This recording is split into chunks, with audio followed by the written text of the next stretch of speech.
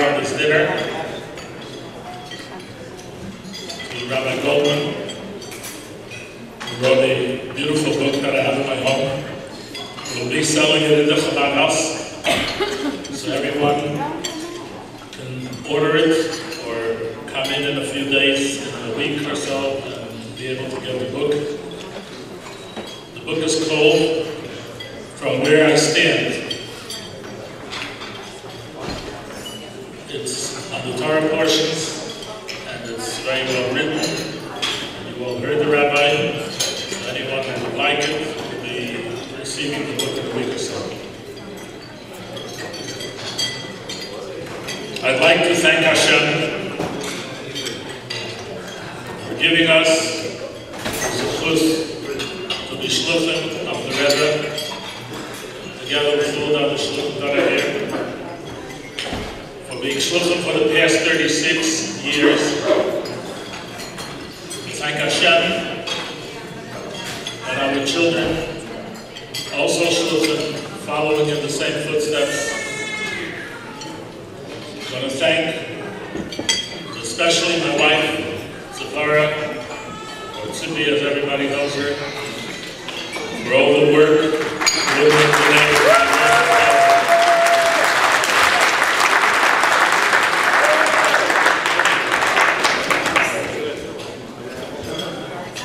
I want to thank all of you for all your support in the past 36 years. For those who couldn't make it here, for all of you who are here tonight. I want to thank in particular all the volunteers who are here. One who couldn't be here and gave a lot of time and energy, Mercedes herself.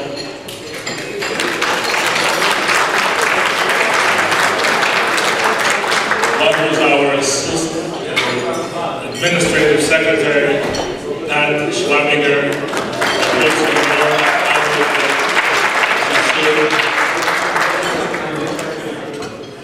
Jim and Elena Thornton come every year and help us with the auction and all the work that they put in, and to all the volunteers.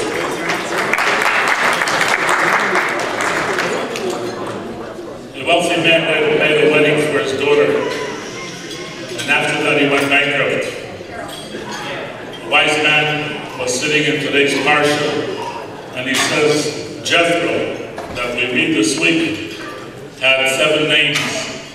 And he says, now I understand why he had 7 names. He had 7 daughters. After marrying each one, he changed his name. In any case, in this week's portion, it says, Vayicham Sham Yisrael, that all of us rested in singular, not in plural, standing at Mount Sinai to receive our commandments. And our sages tell us that the blessings of God are upon us when we're all in unity together. And as we're sitting here today, all of us, different backgrounds, different lifestyles, different mindsets, and we sit together for one purpose, which is reaching out, as the Rabbi said, the hope of the future, the hope of our generations, the hope of our children, the hope of Yiddishkeit. So may God give all of us the blessing as He gave it on Sinai. We should all merit the coming of Mashiach now. We're honoring today a few people. The first one is Dr. Steve Born, Wiener HaKoyen. I came to town, and there was a family who lived on McDowell and like where the Pima Freeway is now. And that man and wife, 2 children, when they moved here, started to come to us, come to Chabad, and stayed with us till this very day. Lawrence, father of Rashal, of blessed memory, used to come as a regular, and even if other shuls wanted to start, they were always very loyal to be with all of us. And Lauren, with her husband, has been supporting us all these years, together with the families.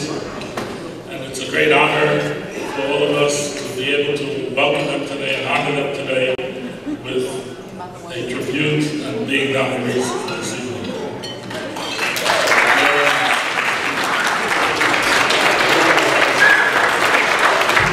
One of the holidays that's coming up is the holiday of Pesach, and as a nice family over sitting together, we decided to give them a special Seder plate coming from Israel, stolen from Israel, and inscribed Chabad of Arizona 36th anniversary, honoring Stephen Lord Wiener, January 27th to 16th of Shabbat.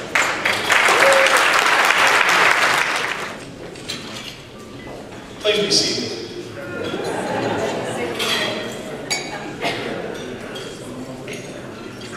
I don't get honored often, so I'm going to take my time.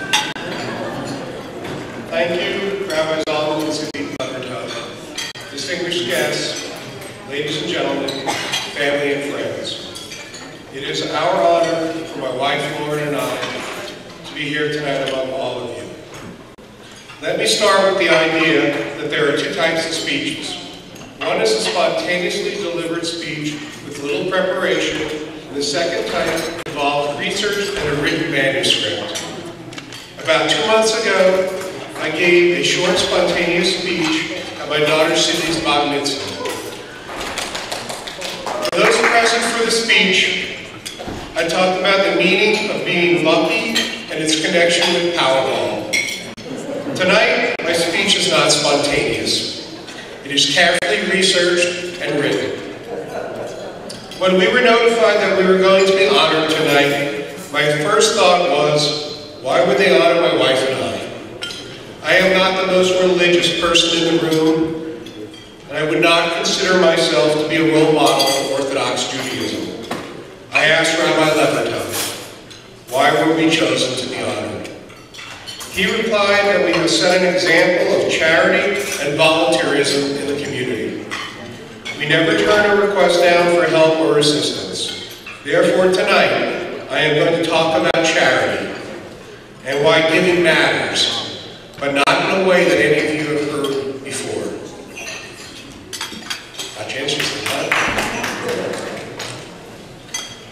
When I talk about giving, I'm talking about money, time, services, wisdom, and education. What I am going to show you tonight is that it is important to give, but more importantly, you cannot afford not to give. I'm going to share a few words with you tonight about something that you have probably given a lot of thought to, and that is charity. But I wanted to talk about it in a way you may have not thought of before. How you can use it in your lives and in the lives of others. I want to talk about how charity can improve the quality of the lives of the donor, even more than the lives of those receiving the gift. I would like to start with one of the greatest philanthropists that ever lived, John D. Rockefeller. At one time, he was considered the richest man in the world. He believed that he made money because he was charged with helping others with his money. He honestly believed that if he stopped giving his money away, then God would take his money from him.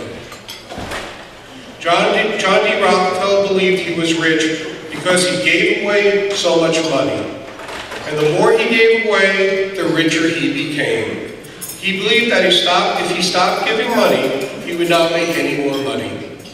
Today, as we all struggle in a worldwide recession, economists tell us to save our money.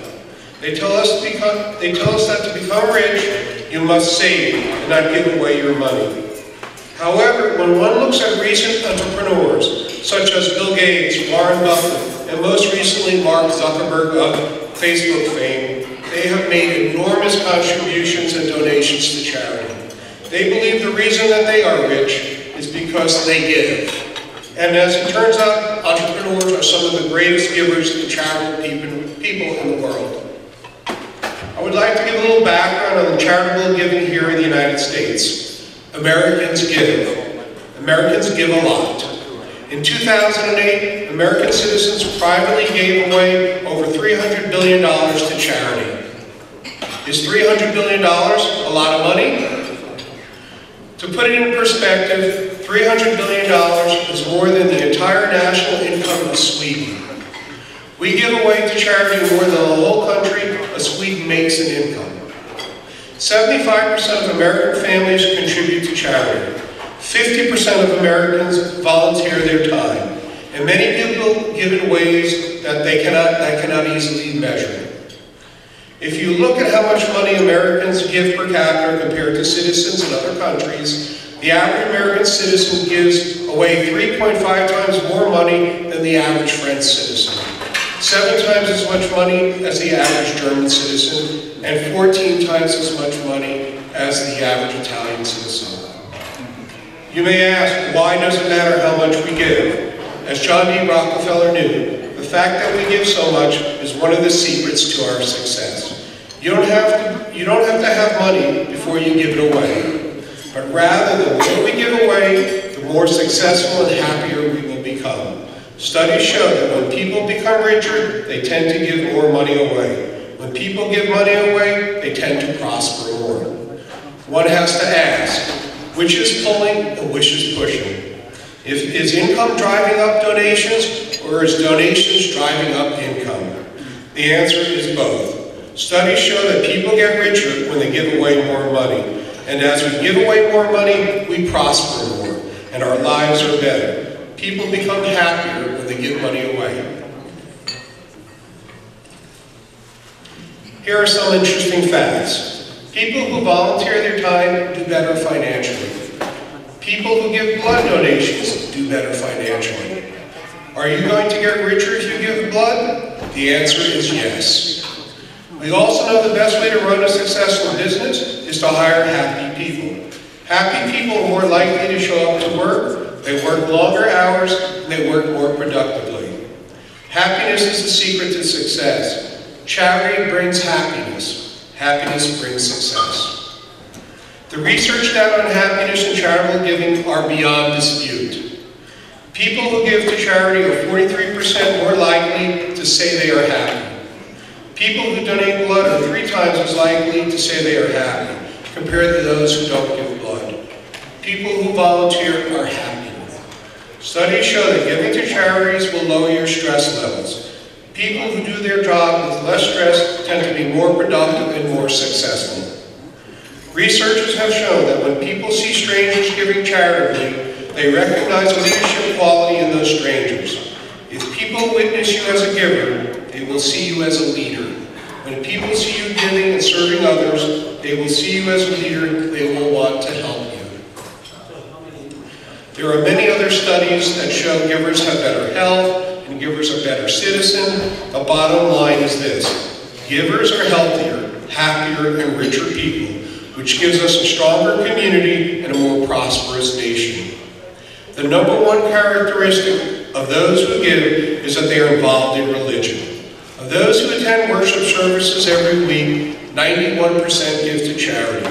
Of people who attend religious services less frequently, 66% give to charity. This translates into millions of people who are healthier, happier, and more prosperous, because they are improving the communities that they live in. What does all this mean? We have always been taught that giving is important to help others. The data really shows that giving helps the giver more than it helps others. You are the biggest beneficiary of your own giving. What I ask everyone here tonight is this: to discover more creative solutions to working these concepts into our everyday lives. We are happier and more prosperous people because we live in a country with people who serve. Finally, I would like to end with one last observation. I ask you, is it a coincidence that if you look in the dictionary and look up the words charity and Chabad, they appear on the same page? Thank you. Welcome, family and friends. First, I'd like to congratulate Dr. Andrea Silvey for receiving the Yasher Koach Award and Mrs. Lucy Woodruff for receiving the Chesed Award. Mazel tov. It's an honor to be included with you both here tonight. Please allow me to add a little story of how my family became involved with Chabad. My and Claire Obadia immigrated from Fez, Morocco to New York City in 1966. My brother Jack and I are also born in Morocco. My parents felt New York City was the land of great opportunities. From there, we moved to Arizona in the summer of 1978. When we arrived here, we knew no one, not one person or family, and we certainly did not know any other Jewish people or families. My brother and I went to public high school here in Arizona. One experience I had here in high school is when someone at my school once asked me where my horns were. True story. Apparently, they'd never met a Jewish person before. This is a sad memory I cannot erase, and it is something I wish my kids and your kids will never have to experience.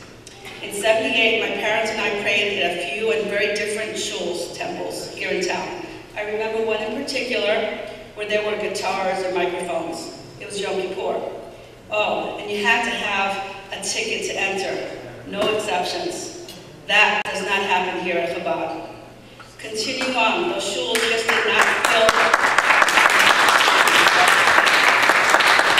Continuing on, those shuls just did not feel comfortable to us, so we searched and continued. That's when we found Chabad.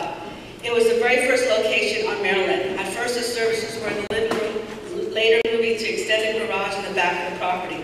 My father, Mark, was one of the original Minyan convicts, and he was so happy here at home, at Chabad. He rarely missed the Shabbat. My family and I were privileged to see all the Levertov kids at most all brises, upshearings, and festive holidays. My brother Jack even taught Benny to swim. Equally, my mom has always willingly volunteered hours upon hours throughout the years, and God willing, has many, many more years to come. And I think she's still the chosen queen. I'm sure you must have tried at one point or another. Yes, there was a brief period of time that we wandered away looking for my Sephardic side. But as you can see, we found our way back home here at Chabad. Thank you, Rabbi and Rebetzins for allowing us to be included and involved in Chabad without any prejudice. Thank you for your wisdom and your advice throughout the years. You have never turned us away for not being religious enough. You have always allowed us to do things at our own comfort level. Stephen, my family, and I, God willing, hope to share many, many more simchas together. Mazel tov to you and Chabad on the 36th anniversary. Thank you. Thank you very much. Now I know where I can go tomorrow for my next check.